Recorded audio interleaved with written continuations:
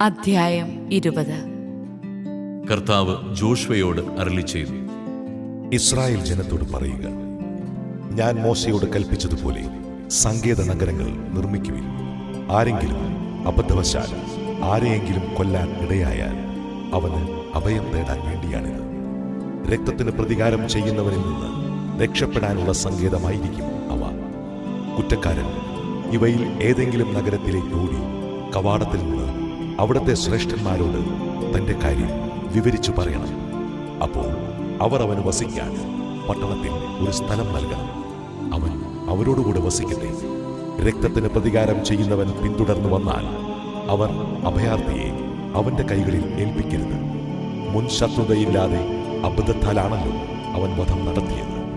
പ്രധാന പുരോഹിതൻ മരിക്കുന്നതുവരെയോ താൻ സമൂഹ സമക്ഷം വിധിക്കപ്പെടുന്നതുവരെയോ അവൻ ആ പട്ടണത്തിൽ താമസിക്കട്ടെ.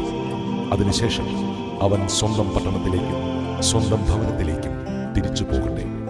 നഫ്താലിയുടെ മലമ്പ്രദേശത്തുള്ള ഗലീലിയിലെ കേദിഷ്, എഫ്രായിം മലമ്പ്രദേശത്തുള്ള ഷെക്കേം, യൂദായിലെ മലമ്പ്രദേശത്തുള്ള കിരിയാത്തർബ, ഹെബ്രോൺ എന്നീ പട്ടണങ്ങൾ അവർ അഭയനഗരങ്ങളാക്കി. ജെറീക്കോയ്ക്ക് കിഴക്ക് ജോർദാന് മറുകരയിൽ റൂബൻ ഗോത്രക്കാർക്ക് അവകാശമായി ലഭിച്ച സമതലത്തിലെ ബേസറും, ഗാദ് ഗോത്രക്കാർക്ക് ലഭിച്ച ഗിലെയാദിലെ റാമോത്തും, മനാസെ ഗോത്രത്തിന്റെ അവകാശമായ ബാഷാനിലെ ഗോലാനും അവർ തിരഞ്ഞെടുത്തു. അബദ്ധവശാൽ ആരെങ്കിലും ഒരാളെ കൊന്നാൽ ഓടി രക്ഷപ്പെടുന്നതിനും സമൂഹ സമക്ഷം വിചാരണ ചെയ്യുന്നതുവരെ രക്തപ്രതികാരകന്റെ കരങ്ങളാൽ വധിക്കപ്പെടാതിരിക്കുന്നതിനും വേണ്ടി ഇസ്രായേൽ ജനത്തിനും അവരുടെ ഇടയിൽ വസിക്കുന്ന പരദേശികൾക്കുമായി നീക്കിവെച്ച പട്ടണങ്ങളാണിവ.